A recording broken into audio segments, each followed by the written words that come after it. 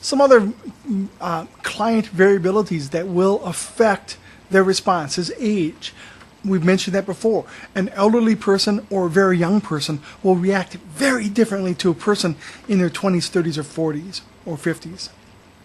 Gender. Men and women, we are different on so many levels, and we differ in how we react to some medications. And it's not a predictable difference, but it is something to pay attention to. Body weight and body surface area, that's a huge predictor. A very large person will almost always require more medication. Remember, we're looking at concentrations of medications. Large people have more blood in their body, which means it takes more medicine to reach that minimum effective concentration. We always look for that minimum effective concentration. More volume, more fluid in a person means you need more medicine. Disease states, a person who has liver failure or kidney failure will need usually less medication because the medication will stay in their system longer. Genetic factors, different racial makeups, different genetic makeups will have different reactions to medications. You won't always know if it's a genetic factor that is in play, but it's something to take into consideration. The placebo effect, that's a major thing. Now, what is the placebo effect? That is when a person thinks the medicine will help them, and it does. Is that bad? No, it isn't. It's actually part of the effect.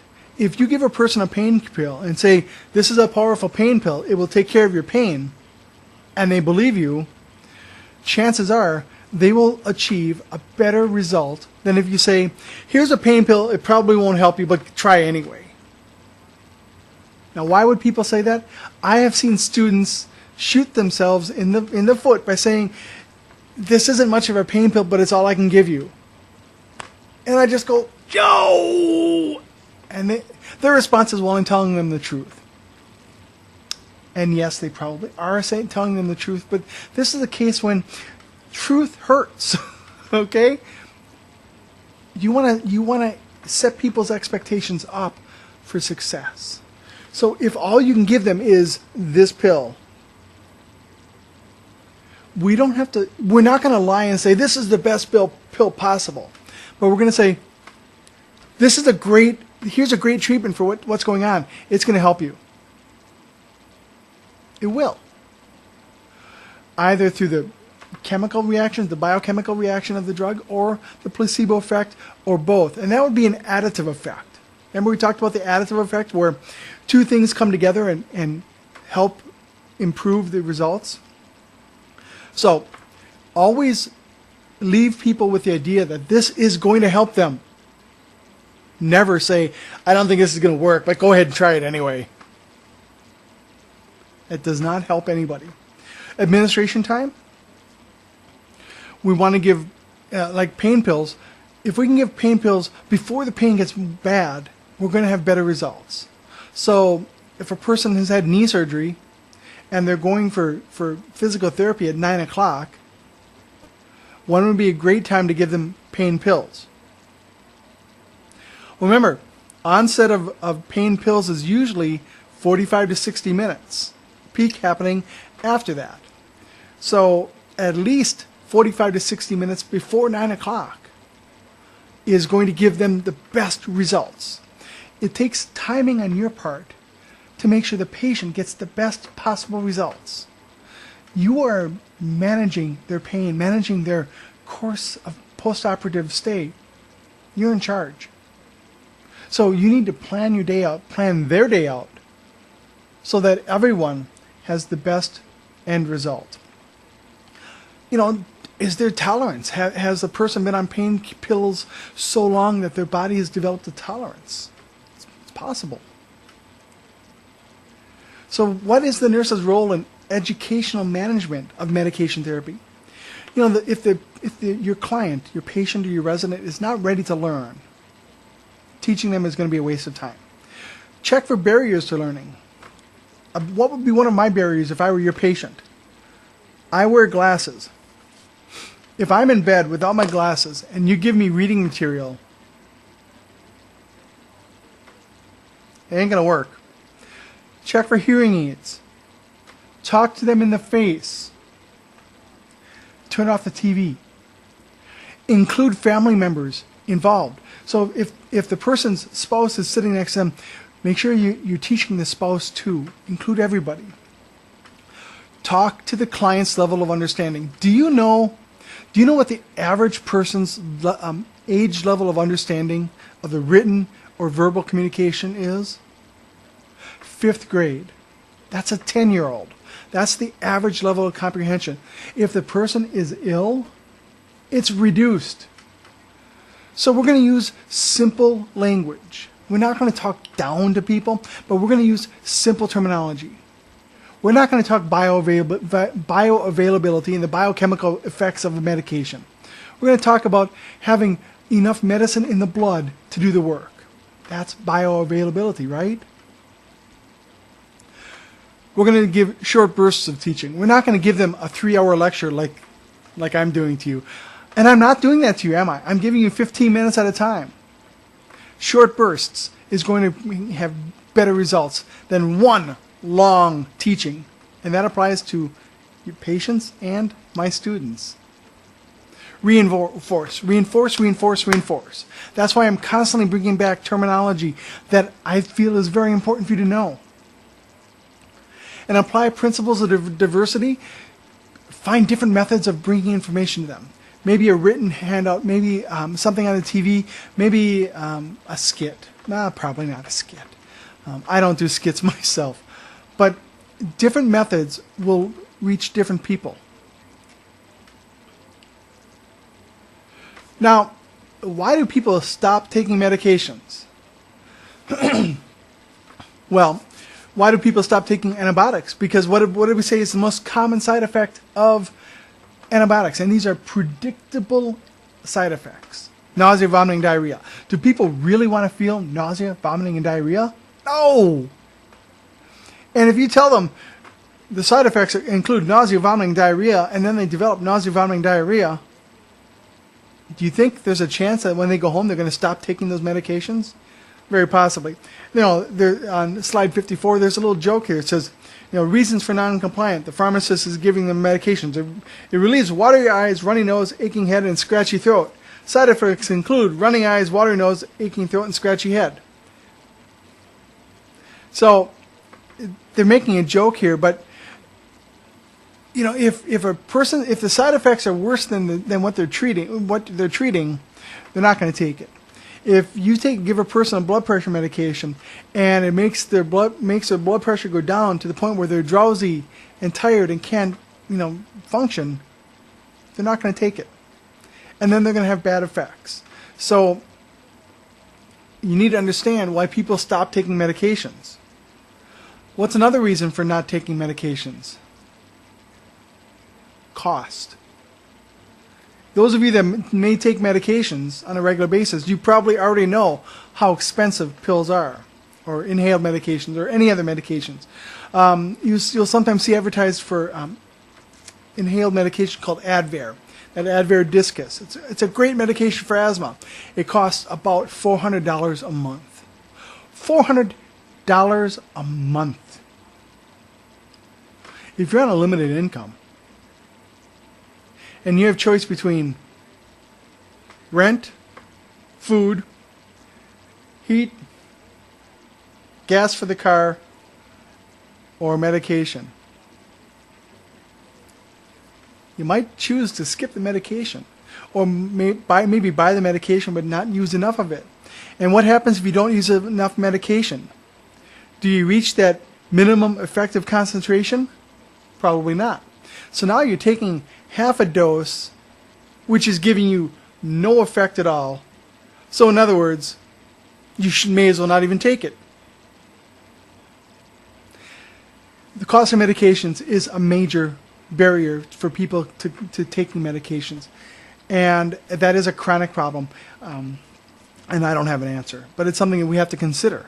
So as a nurse, if a doctor writes a prescription for a very expensive medication, what can we do for the patient? We're not going to give them the cash to buy it, But maybe we can talk to the doctor and ask, what's on the Walmart $4 price list that would do the same thing? $400 a month versus $4 a month. People might be able to afford $4.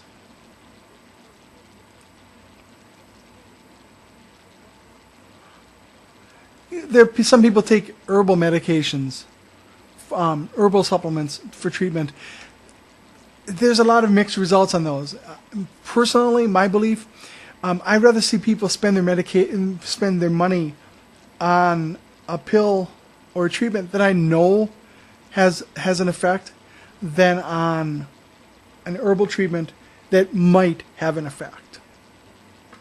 Just my opinion. Other reasons, people forget. They forget to take their medicines. And that's a problem, especially when a medicine must be taken multiple times a day. It's so much easier if it's one time a day. So, if you have to take a medication 4 times a day, people are going to forget that. They're going to skip a dose, or they're just going to miss it. Side effects, again, nausea, vomiting, diarrhea. Well, I come back to that over and over, but that's so common with medications. And nobody wants to feel upset to their stomach.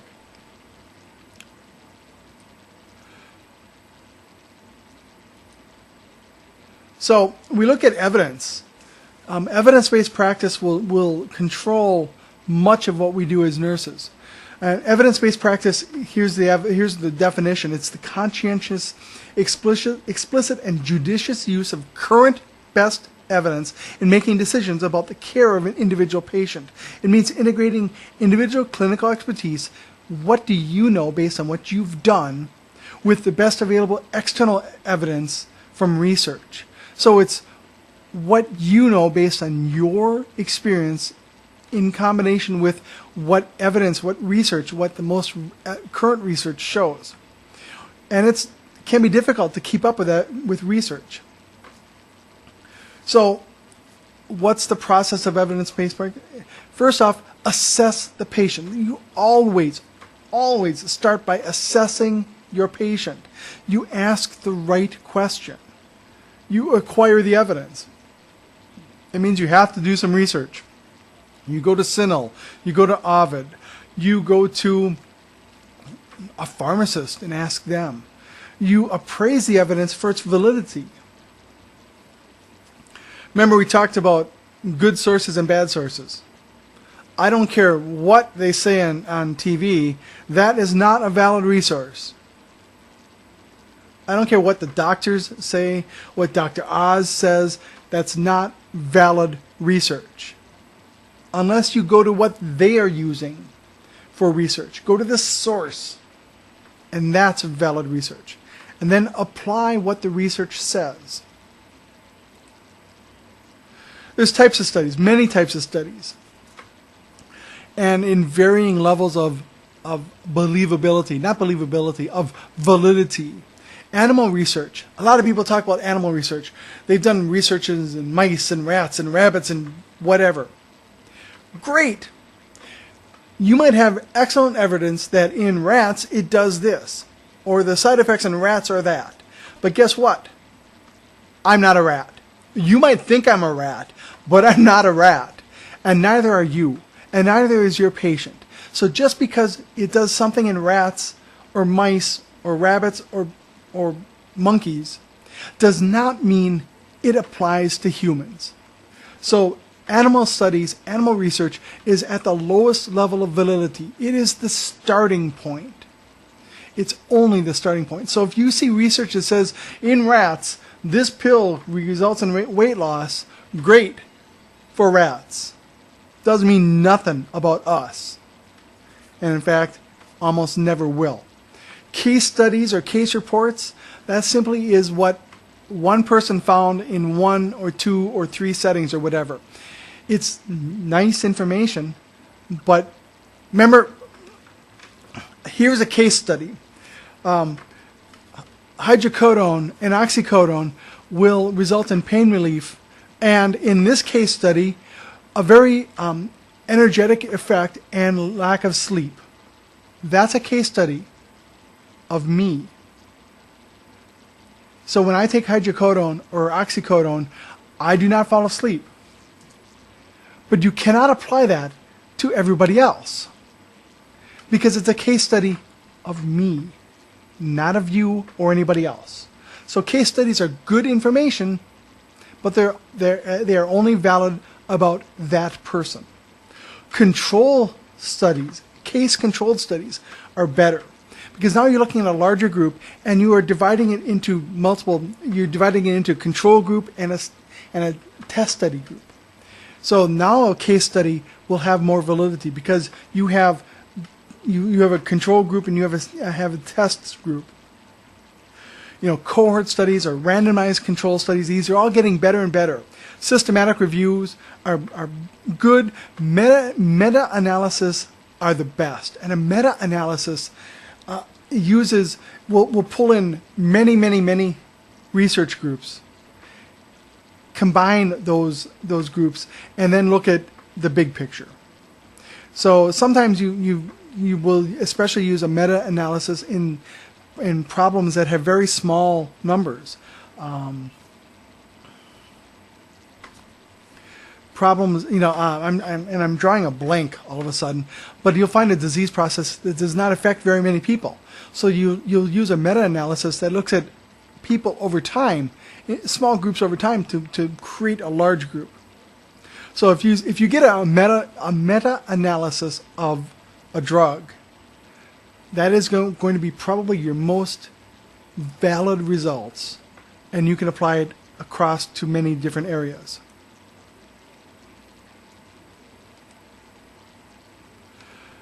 So we're going to talk in class about researching a question. The last two slides look at evidence-based questions and how to, looking at researching the question, is antibiotic usage safe in pregnant women? So we're going to talk about this in class in greater detail. That brings us to the end of this lecture, all 9 parts. We covered a lot of information, and we will cover this again. We will reinforce this in class. So what I hope I've done is given you a good basic understanding of the foundation of what we're talking about. Come to class with your questions. Be prepared to ask me some focused and detailed questions. Bring your personal experiences or experiences from your family so we can talk about how different things happen to different people. I am excited about this class. This is going to be a very busy but very important class because we will be passing medications to the rest of our careers. And I hope that we get off to a great start. So, see you later.